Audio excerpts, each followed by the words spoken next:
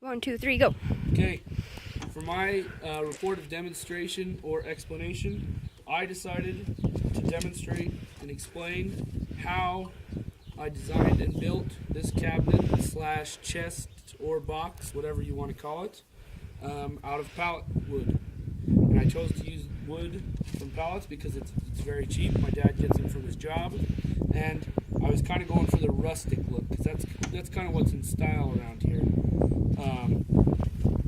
So I decided I wanted the rustic look, and as you can see, there's a big difference between this wood and this wood, even though it's out of basically the same wood. First, I would I'd take a crowbar and a hammer. I'd hammer the crowbar in, and then I'd pull it out a little bit, push the pallet back in, put the hammer in, and pull out the nail. You had to be extra careful not to push the board too far out, otherwise it would crack it, and then the board would be useless to build the cabinet. So I would do that, and I did that on an entire pallet, and then I did that on half of a pallet, and then I took and I sanded it down. My dad has a belt sander that he uses, and I had to sand it a whole bunch so it looked new, like new wood, instead of this old weathered wood right here. And then the process was putting it together, and since I wanted to make it cheap, I basically, instead of getting one board along the back, I took and put 3 boards along together on the back, and then I took and put these 2 boards here to support them and keep them together.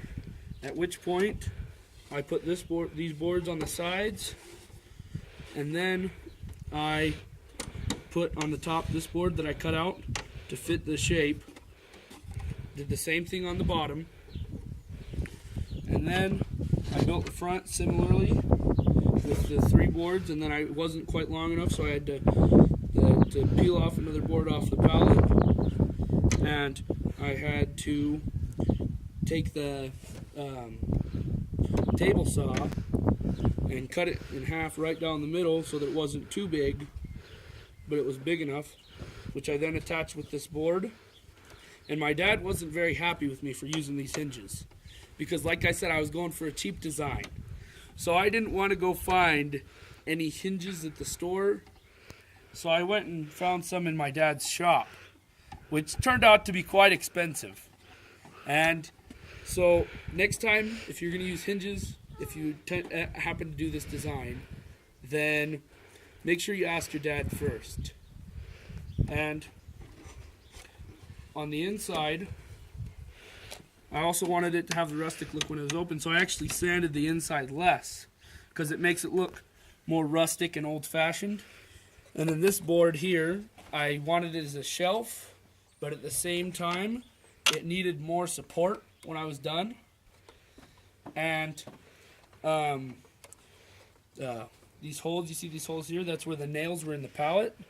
And they have this sort of a wood-looking creamy stuff. It's a filler for holes such as this.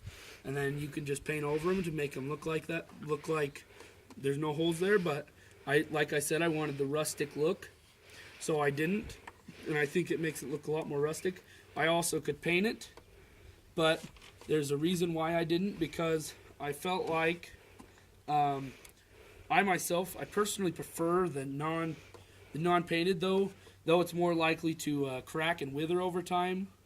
I personally prefer this color, and it's a lot easier. There's nothing worse than finishing a project and then having to go paint it because you feel like you're done, but you have to paint it. So that's my demonstration of how I built a cabinet. Show the back.